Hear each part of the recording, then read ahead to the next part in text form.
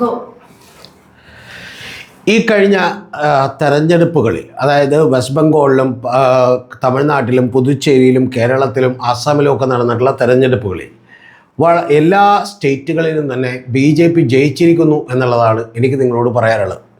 ഇത് കേൾക്കുമ്പോൾ തന്നെ നിങ്ങൾക്ക് വലിയ അത്ഭുതം തോന്നും. കാരണം ബംഗാളിൽ അവർ ജയിച്ചു, പുതുച്ചേരിയിൽ NDA ജയിച്ചു, അതുപോലെ ആസാമിൽ ജയിച്ചു. പക്ഷേ ജയിക്കാത്ത രണ്ട് സംസ്ഥാനങ്ങളുണ്ടല്ലോ സാർ, അത് തമിഴ്നാടും അതുപോലെ തന്നെ കേരളവും അല്ലേ എന്നുള്ളത്. യഥാർത്ഥത്തിൽ അവിടെയും 50% BJP ജയിച്ചിരിക്കുന്നു, അഥവാ NDA ജയിച്ചിരിക്കുന്നു എന്നാണ് എനിക്ക് നിങ്ങളോട് പറയാനുള്ളത്. ഇതിൻ്റെ വിശദാംശങ്ങളിലേക്ക് വരുന്നതിന് മുമ്പ് നമ്മുടെ ചാനലിനെ സപ്പോർട്ട് ചെയ്യുന്നവർ മെമ്പർഷിപ്പ് എടുത്തുകൊണ്ട് സപ്പോർട്ട് ചെയ്യണം എന്നുള്ളതാണ് എനിക്ക് പറയാനുള്ളത്. കൂടാതെ അങ്ങനെ മെമ്പർഷിപ്പ് എടുക്കാൻ കഴിയാത്തവർക്ക് ഒരു വൺ ടൈം പേയ്മെൻറ്റ് എടുക്കാൻ നമ്മുടെ ഗൂഗിൾ പേ നമ്പറും അക്കൗണ്ട് നമ്പറും കൂടി താഴെ കൊടുത്തിട്ടുണ്ട് എന്നുള്ളത് ഒന്ന് ഓർമ്മപ്പെടുത്തുന്നു എന്ന് മാത്രം. മെമ്പർഷിപ്പ് എടുക്കുന്നവർക്ക് പ്രത്യേകമായിട്ടുള്ള ബെനിഫിറ്റുകളൊന്നും കിട്ടില്ല, പക്ഷേ നിങ്ങൾക്ക് വേണമെങ്കിൽ ചില വീഡിയോകൾ നേരത്തെ കാണാം എന്നുള്ളത് മാത്രമേ ഉള്ളൂ. മെമ്പർഷിപ്പ് എടുക്കാൻ നിങ്ങൾ ചെയ്യേണ്ടത് സബ്സ്ക്രിപ്ഷൻ ബട്ടൻ്റെ റൈറ്റ് സൈഡിലുള്ള ജോയിൻ എന്ന് പറയുന്ന ബട്ടണിൽ ക്ലിക്ക് ചെയ്തുകൊണ്ട് നിങ്ങൾക്ക് മെമ്പർഷിപ്പ് എടുക്കാം. 1 മന്തിലേക്ക് 179 രൂപയുടെ ഉണ്ട്, അതുപോലെ ലെവൽ 2ൽ 359 രൂപയുടെ ഉണ്ട്, ലെവൽ 3ൽ 700-ലധികം രൂപയുടെ ഉണ്ട്. നിങ്ങൾക്ക് കഴിയാവുന്ന രീതിയിലുള്ള മെമ്പർഷിപ്പുകൾ എടുക്കണം എന്ന് മാത്രമാണ് എനിക്ക് നിങ്ങളോട് പറയാനുള്ളത്. ഇനി നമുക്ക് ടോപ്പിക്കിലേക്ക് തിരിച്ചു വന്നാൽ, ഈ രണ്ട് സംസ്ഥാനങ്ങളിൽ തന്നെ വലിയ നേട്ടം BJP ഉണ്ടാക്കിയിരിക്കുന്നു എന്നാണ് നമുക്കറിയാം. ഇതിൽ രണ്ട് സംസ്ഥാനങ്ങൾ, ആസാമിൽ ഹിമന്ത ബിശ്വ ശർമ്മ എന്ന് പറയുന്ന പഴയ കോൺഗ്രസ്സുകാരനും പുതുച്ചേരിയിൽ അവിടെ പുതിയൊരു രാഷ്ട്രീയ പാർട്ടി രൂപീകരിച്ചിട്ടുള്ള ഒരു കോൺഗ്രസ് നേതാവും ഒക്കെ തന്നെയാണ് ഭരിക്കുന്നതെന്നറിയാം. പക്ഷെ അവരെല്ലാം തന്നെ NDA സഖ്യത്തിലാണ്. ആസാമിൽ ഹിമന്ത ബിശ്വ ശർമ്മ ഡയറക്റ്റ് BJPയിലേക്ക് തന്നെ ചേരുകയാണ് ചെയ്തിട്ടുള്ളത്. അപ്പോൾ അതിൻ്റെ വിശദാംശങ്ങളിലേക്കൊന്നും പോകുന്നില്ല. അവരുടെ കൈകളിൽ ഇല്ലാതിരുന്നൊരു സ്റ്റേറ്റ് എന്ന് പറയുന്നത് വെസ്റ്റ് ബംഗാളാണ്.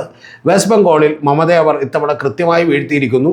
ആദ്യം 3 സീറ്റുകളിൽ നിന്ന് അവർ കഴിഞ്ഞ തവണ 2021-ൽ 2016-ൽ 3 സീറ്റുകളും 2021-ൽ അവർക്ക് 77 സീറ്റുകളും 2021-ൽ നിന്ന് 26-ലേക്ക് വരുമ്പോൾ അവർക്ക് 200-ലധികം സീറ്റുകളും നേടിക്കൊണ്ട് വളരെ പ്രോമിനൻ്റ് ആയിട്ടുള്ള ഒരു കക്ഷിയായി ബംഗാളിൽ അവർ മാറിയിരിക്കുന്നു എന്ന് മാത്രമല്ല, 3 കൊല്ലം, അതായത് 15 കൊല്ലത്തോളം ബംഗാൾ ഭരിച്ചിട്ടുള്ള മമതാ ബാനർജിയെ ഏതാണ്ട് 80 സീറ്റുകളിലേക്ക് ഒതുക്കാനും അവർക്ക് കഴിഞ്ഞിരിക്കുന്നു എന്നുള്ളതാണ് വാസ്തവം.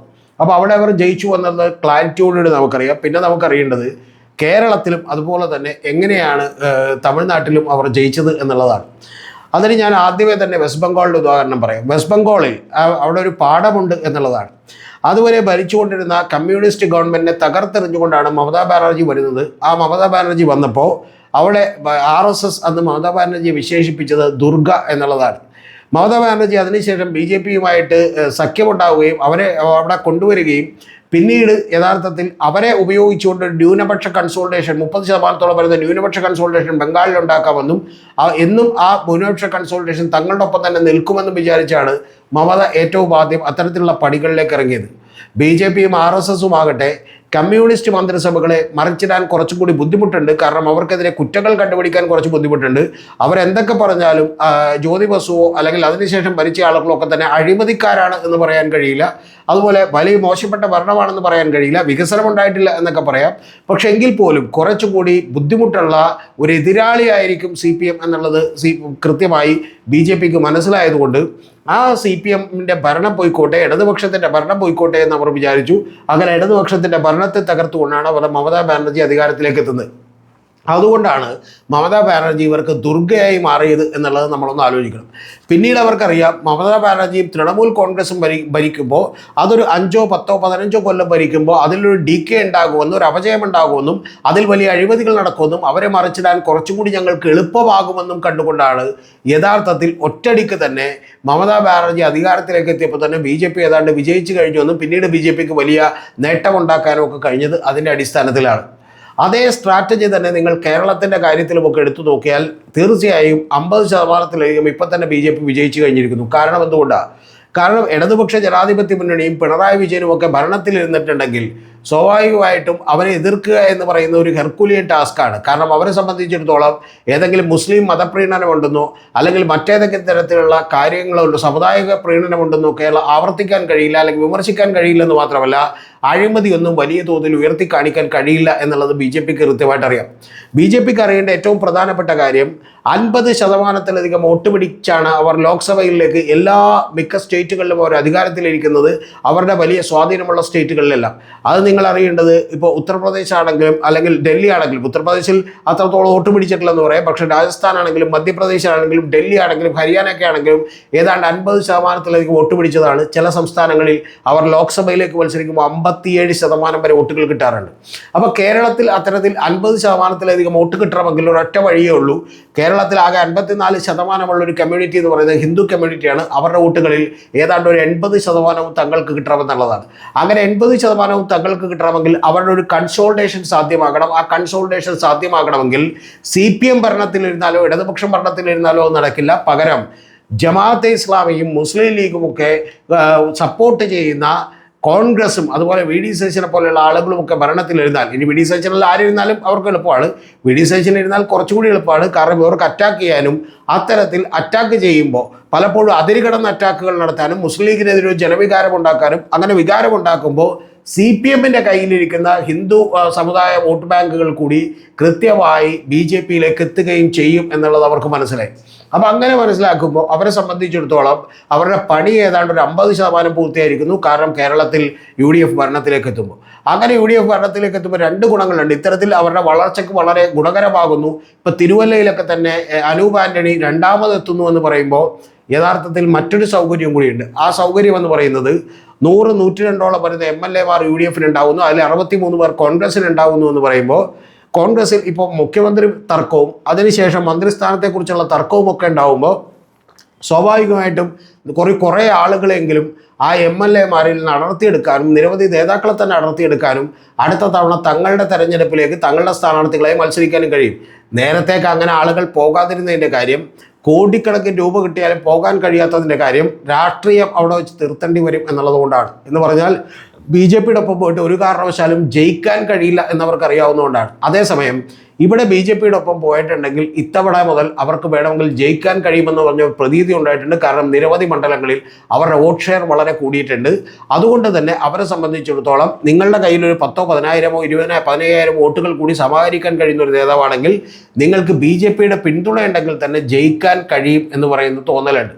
അപ്പോൾ അതുകൊണ്ട് തന്നെ വേണമെങ്കിൽ ഒരു 63 പേരിൽ 21 പേരോളം വേണമെങ്കിൽ ഇങ്ങോട്ട് പോരാം, അതായത് BJPയിലേക്ക് പോരാൻ കഴിയും. അത്തരത്തിൽ കൂടുതൽ നേതാക്കന്മാരെ അടർത്തി മാറ്റാൻ കഴിയുമെന്ന് പറയുന്ന രണ്ടാമത്തെ അവരുടെ ഉദ്ദേശവും നടക്കാൻ സാധ്യതയുള്ളത് ഏറ്റവും കൂടുതൽ UDF ഭരണത്തിലിരുന്നാലാണ് എന്നുള്ളത് മറന്നു പോകരുത്. ഇത് രണ്ടുമാണ് ഏറ്റവും പ്രധാനപ്പെട്ട കാര്യം.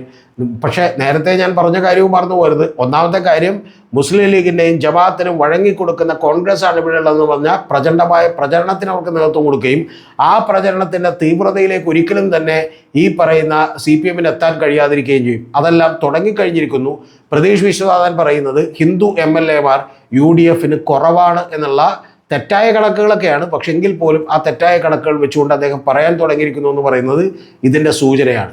അപ്പോൾ അങ്ങനെ കേരളത്തിൽ എളുപ്പത്തിൽ കുറച്ചുകൂടി എളുപ്പത്തിൽ ഭരണം പിടിക്കാൻ കഴിയണമെങ്കിൽ UDF അധികാരത്തിലേക്കിടെ മുസ്ലിം ലീഗിന് പ്രാമുഖ്യമുള്ളൊരു കക്ഷിവട്ടെ എന്ന് വെച്ചു. അതുകൊണ്ട് തന്നെ അത്തരത്തിലുള്ളൊരു സ്ട്രാറ്റജിക് വോട്ടിംഗ് ആണ് ഇത്തവണ RSSും സംഘപരിവാരും ഒക്കെ നടത്തിയത് എന്നുള്ളത് കൂടി നിങ്ങൾ അറിയണം. അത്തരത്തിലുള്ളൊരു പ്രയത്നം തന്നെയാണ് ജമാഅത്തെ ഇസ്ലാമിയും ഒക്കെ നടത്തിയിട്ടുള്ളത്. കാരണം ഇവർക്ക് 2 പേർക്കും ഇവർ ഭരണത്തിലിരുന്നാൽ ഈ പോളറൈസേഷൻ കൂടും, അത് 2 പേരും വളരുന്നതിന് സഹായകരമാകും എന്നുള്ളതാണ് വാസ്തവം. ചെറിയൊരു എക്സാമ്പിൾ മാത്രം ഞാൻ നിങ്ങളോട് പറയാം. കഴിഞ്ഞ തവണ 2020 BJP 19 സീറ്റുകൾ കൊടുത്തു. അവരുടെ പ്രമുഖമായിട്ടുള്ള കൊടുങ്ങല്ലൂരും അതുപോലെ തന്നെ തൃപ്പൂണിത്തുറയും അടക്കമുള്ള നിരവധി സീറ്റുകൾ കൊടുത്തു. അതിൽ 2 സീറ്റുകൾ ഒഴികെ ബാക്കി ഒന്നിൽ പോലും കൃത്യമായ വോട്ട് വർധന ഉണ്ടാക്കാൻ അവർക്ക് കഴിഞ്ഞില്ല എന്നുള്ളത് നിങ്ങൾ മനസ്സിലാക്കണം. എന്ന് പറഞ്ഞാൽ ഭരണവിരുദ്ധ വികാരത്തിൻ്റെ വോട്ടുകൾ സ്പ്ലിറ്റായില്ല എന്നുള്ളത് നിങ്ങൾ അറിയണം. അതുകൊണ്ട് കൂടിയാണ് ഈ 102 സീറ്റുകളിലേക്ക് എത്തിയത്. BDJSനും അതുപോലെ തന്നെ 2020 കൂടി കൊടുത്തത് 41 സീറ്റുകളാണെന്ന് അറിയണം. ഈ 41 സീറ്റുകളിലും ഏതാണ്ട് എല്ലാത്തിലും തന്നെ കോൺഗ്രസോ അല്ലെങ്കിൽ UDF ആണ് ജയിച്ചത് എന്ന് കൂടി അറിയുമ്പോൾ നിങ്ങൾക്ക് ഏതാണ്ട് ഇതിൻ്റെ ഒരു കാര്യം പിടികിട്ടും. ഇതാണ് കേരളത്തിൻ്റെ അവസ്ഥയെങ്കിൽ ഇനി തമിഴ്നാട്ടിലേക്ക് പോയാൽ തമിഴ്നാട്ടിൽ എന്താണ് അവസ്ഥ? തമിഴ്നാട്ടിൽ BJPക്ക് കേരളത്തിലെ പോലും മുന്നേറ്റം ഉണ്ടാക്കാൻ കഴിഞ്ഞിട്ടില്ല. ഏതാണ്ട് 11% വോട്ടുകളിലേക്ക് അവർക്ക് എത്താൻ കഴിഞ്ഞിട്ടുള്ളൂ. പക്ഷെ അതുപോലും അവർക്ക് MLAമാരുടെ സീറ്റാക്കി കൺവേർട്ട് ചെയ്യാൻ കഴിഞ്ഞിട്ടില്ല എന്നുള്ളത് മാത്രമല്ല, ഒരു ദ്രാവിഡ സംസ്കാരത്തിൻ്റെ ഭാഗമായി നിൽക്കുന്ന രാഷ്ട്രീയ പാർട്ടികളോട് മല്ലിടാനോ അല്ലെങ്കിൽ അവരോട് ഒരു വിശ്വാസ്യത ഉണ്ടാക്കാനോ തമിഴ്നാട്ടിൽ കഴിഞ്ഞിട്ടില്ല എന്നുള്ളതാണ് വാസ്തവം. അപ്പോൾ തങ്ങൾക്ക് കഴിയാതിരിക്കുന്ന ഒരു അധികാരം വിജയ്ക്ക് കിട്ടിക്കോട്ടെ എന്ന് ഇവർ വിചാരിച്ചു. കാരണം ഒരു ദ്രാവിഡ മുന്നേറ്റ കഴക്കം എന്ന് പറയുന്ന DMKയും ADMKയും ഇത് 2 ദ്രാവിഡ പാർട്ടികളാണ്. ആ പാർട്ടികളുടെ അപ്രമാദിത്വം പോയിക്കോട്ടെ, പകരം വിജയ് അവിടെ നേട്ടം ഉണ്ടാക്കിക്കോട്ടെ എന്നവർ വിചാരിച്ചു. എന്ന് പറഞ്ഞാൽ DMK-യേക്കാൾ ഞങ്ങൾക്ക് ചെറുത്തു തോൽപ്പിക്കാൻ കുറച്ചുകൂടി എളുപ്പമാവുക വിജയ് ആയിരിക്കും എന്നുള്ളത് അവർ വിചാരിച്ചു. കൂട്ടത്തിൽ വേണമെങ്കിൽ വിജയുമായിട്ട് തന്നെ ഒരു സഖ്യമുണ്ടാക്കാനുള്ള സാധ്യതകളുമൊക്കെ ഉണ്ടാകുമായിരുന്നു. പക്ഷേ ഇത്തവണ അത് പാളിപ്പോയി. കാരണം അവർക്ക് ആകെ ഒരു സീറ്റേ കിട്ടിയിരുന്നുള്ളൂ. കഴിഞ്ഞ തവണ ഏതാണ്ട് 3-4 സീറ്റ് ഉണ്ടായിരുന്നു, അതിൽ നിന്ന് കുറഞ്ഞ് ഒരു സീറ്റേ കിട്ടിയുള്ളൂ. അതുകൊണ്ട് അത് പാളിപ്പോയി. പക്ഷേ എങ്കിൽ പോലും ആ വിജയ് അവിടെ വരുമ്പോൾ 2 പ്രധാനപ്പെട്ട കാര്യങ്ങളുണ്ട്. ഒന്ന്, ദ്രാവിഡ കക്ഷികളിൽ നിന്നൊരു മോചനം ലഭിക്കുന്നു എന്നുള്ളതാണ്. അതുകൊണ്ട് തന്നെ ആ സംസ്കാരം, ഒരു രാഷ്ട്രീയ സംസ്കാരം ഞങ്ങൾക്ക് അനുകൂലമായി രൂപപ്പെടുത്താൻ കഴിയുന്ന സാഹചര്യങ്ങളുണ്ട്. ഒന്ന്. രണ്ടാമത്തെ കാര്യം എന്ന് പറയുന്നത്, വിജയനെ എതിർക്കാൻ അത്ര കെട്ടുറപ്പുള്ള ഒരു പാർട്ടിയില്ല, വളരെ ശക്തമായിട്ടുള്ള ഒരു അടിത്തറയില്ല, ഒരു രാഷ്ട്രീയക്കാരനല്ല എന്നതുകൊണ്ട് തന്നെ അദ്ദേഹത്തെ തോൽപ്പിക്കാൻ കുറച്ചുകൂടി എളുപ്പമായിരിക്കും എന്ന് വിചാരിക്കുന്നു. മൂന്നാമത്തെ ഏറ്റവും പ്രധാനപ്പെട്ട കാര്യം, അദ്ദേഹത്തിൻ്റെ പേര് ജോസഫ് വിജയ് എന്നുള്ളതുകൊണ്ടാണ്. ഈ ജോസഫ് വിജയ് എന്ന് അദ്ദേഹത്തെ ആദ്യമായി വിളിക്കുന്നത് കത്തിയും അത് കഴിഞ്ഞ് മേഴ്സൽ എന്ന് പറയുന്ന സിനിമയൊക്കെ ഇറങ്ങിയപ്പോഴാണ്. കാരണം അമ്പലങ്ങളല്ല വേണ്ടത്, നമുക്ക് വേണ്ടത് സ്കൂളുകളും ഹോസ്പിറ്റലുകളുമാണ് എന്ന് അദ്ദേഹം ഒരു കഥാപാത്രമായി പറഞ്ഞപ്പോൾ, നിങ്ങൾ എന്തിനാണ് അമ്പലങ്ങളല്ല എന്ന് പറയുന്നത്, അത് ആരാധനാലയങ്ങളല്ല എന്ന് തിരുത്തണമെന്ന് പറഞ്ഞതാണ്. കാരണം അമ്പലങ്ങളെന്ന് പറയാൻ കാരണം ഇദ്ദേഹത്തിൻ്റെ പേര് ജോസഫ് വിജയ് ആണ് എന്നുള്ളത് കൊണ്ടാണ്, ക്രിസ്ത്യൻ ആയതുകൊണ്ടാണ് എന്നുള്ളതാണ്. പക്ഷേ നിങ്ങൾ അറിയേണ്ടത്, അത്തരത്തിലുള്ള പ്രചാരണങ്ങൾ കൂടിയുള്ള സാധ്യതകളുണ്ട്. നേരത്തെ പറഞ്ഞതുപോലെ ഈ പറയുന്ന വിജയിനെ ആക്രമിക്കാൻ അവർക്ക് കുറച്ചുകൂടി എളുപ്പമായിരിക്കും എന്നുള്ളത് കൊണ്ടാണ്. എന്ന് പറഞ്ഞാൽ നിങ്ങൾ മറന്നു പോകരുത്, കഴിഞ്ഞ തവണ 2011 മമതാ ബാനർജി അധികാരത്തിലേക്ക് വന്നപ്പോൾ എങ്ങനെയാണോ ദുർഗ എന്ന് വിളിച്ചത്, ഏതാണ്ട് അതുപോലെ തന്നെ ഇത്തവണ UDF കേരളത്തിലേക്ക് അധികാരത്തിലേക്ക് എത്തുന്നതും വിജയ് തമിഴ്നാട്ടിലേക്ക് എത്തുന്നതുമൊക്കെ തന്നെ സംഘപരിവാറിനെയും BJP-യെയും സന്തോഷിപ്പിക്കും. കാരണം അവർ 50% ഇപ്പോൾ തന്നെ നേട്ടമുണ്ടാക്കിയിരിക്കുന്നു. ഉടനെ തന്നെ അടുത്ത നാളുകളിൽ കേരളവും തമിഴ്നാടും കൂടി BJP സംസ്ഥാനങ്ങളായി മാറും.